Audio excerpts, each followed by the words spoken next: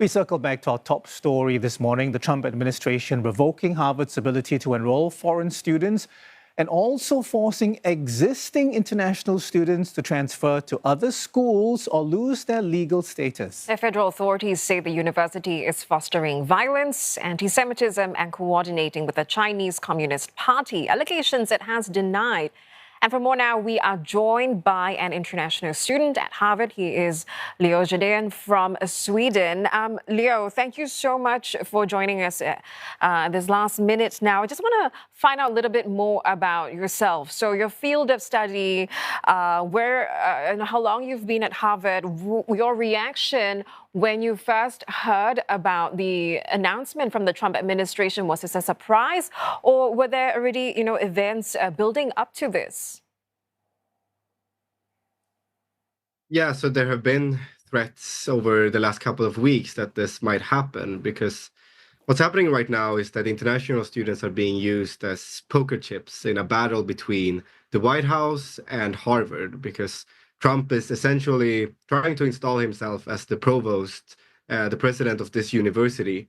And none of us wanted to be in this situation, but that's where we're finding ourselves now. And Leo, I just want to ask you which year you're in right now. Are you, about to graduate, or are you still in the middle of your course of study? Yeah, so I am a senior, so I am set to graduate next week when we have commencement, which I think I will still be able to do and have my family coming over, even though that as well is very uncertain.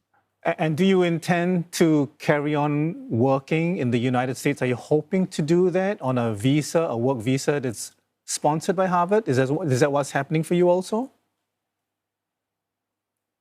Not personally, but I would say that most internationals are staying in the US, but that either might not be possible. And, many international students here, they go on to work in Silicon Valley or in other fields and truly contributing to this country. But many of the international students here will not be able to do that. And so what are your plans going to be, Leo, after you graduate next week? So I'm going back to Europe, first of all, and then a bit ironic when we're on the topic of free speech, I'm going to China next year with, it's called the Schwarzman Scholarship with an American foundation to study at Tsinghua University. So that I will be doing right away, then probably going back to Europe after that. On the topic of China, I think I wanted to find out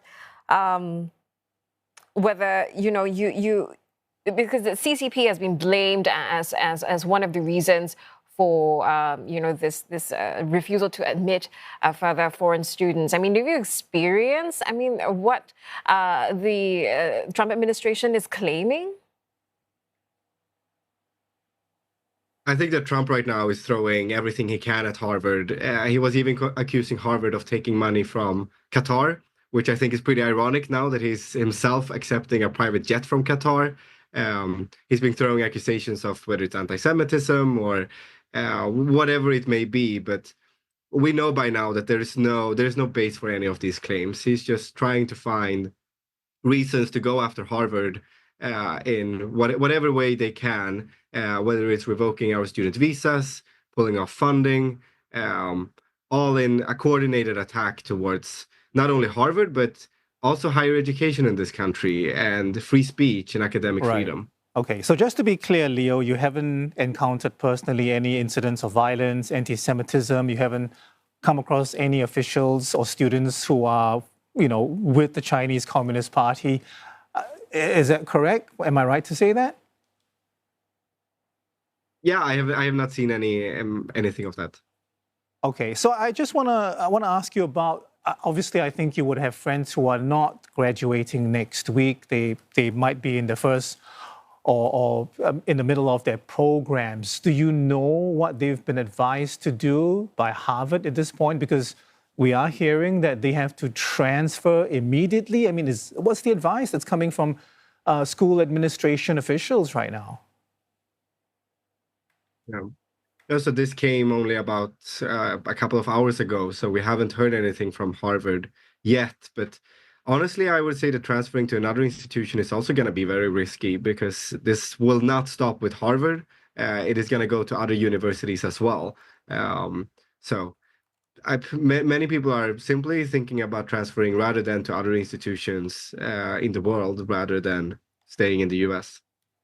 Well, Leo, I just want to know if you've personally been in contact with your university's international student office, or maybe your own legal advisors, or any guidance or support you've been provided with so far. I mean, do you feel, and do your peers as well feel supported by the Harvard administration during this time? I think that Harvard is doing what it can in the moment, but we're all expecting it to fight for us because without its international students, then Harvard will simply not be Harvard. It is what makes Harvard so great. Its ability to bring together the best people, the brightest people from around the world, and putting them in the same campus, in the same classrooms, in the same dining halls. And if we don't have that anymore, then Harvard is not going to be the same university. So I know that the Harvard administration is definitely prioritizing this issue above probably any other. And that's what we're expecting it to do.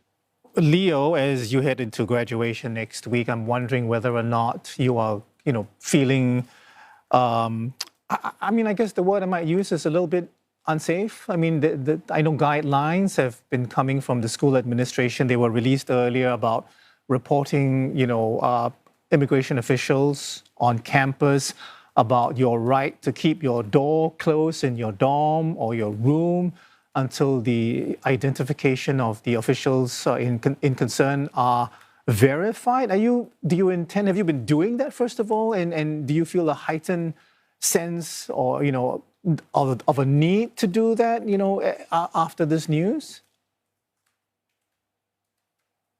Yeah, so I would say over the last couple of weeks, since we've seen the arrest of other people across the US and especially other international students, many people are worried, including myself. And I'm looking over my shoulder when I'm walking on the street.